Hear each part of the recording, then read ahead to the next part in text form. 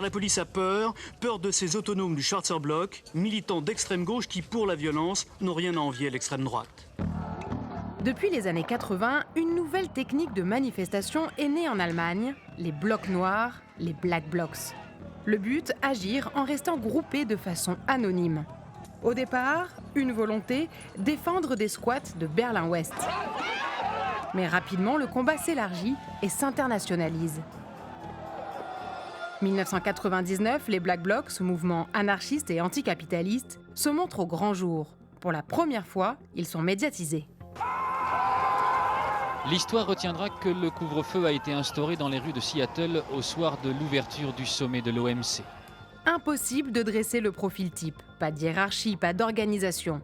Mais un courant politique semble les rassembler, l'anarchisme révolutionnaire.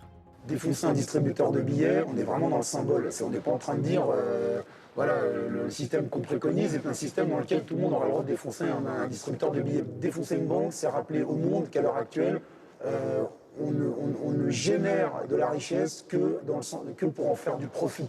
Donc il faut dire stop, il faut dire arrêtons ça. Et la meilleure façon de le dire, c'est de rentrer dans le tas dès que c'est possible.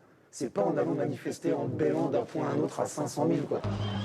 Les actions violentes de guérilla urbaine s'enchaînent à chaque sommet de chefs d'État pour lutter contre la mondialisation. Avec toujours cette volonté de rester anonyme. Exemple, en 2009 à Strasbourg, lors du sommet de l'OTAN.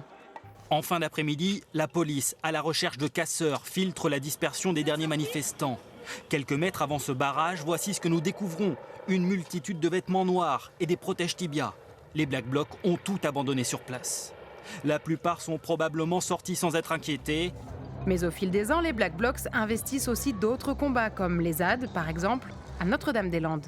Cette violence venant de cette ultra-gauche, de ces Black Blocs, qui sont souvent originaires de notre pays, mais aussi de pays étrangers, est inadmissible.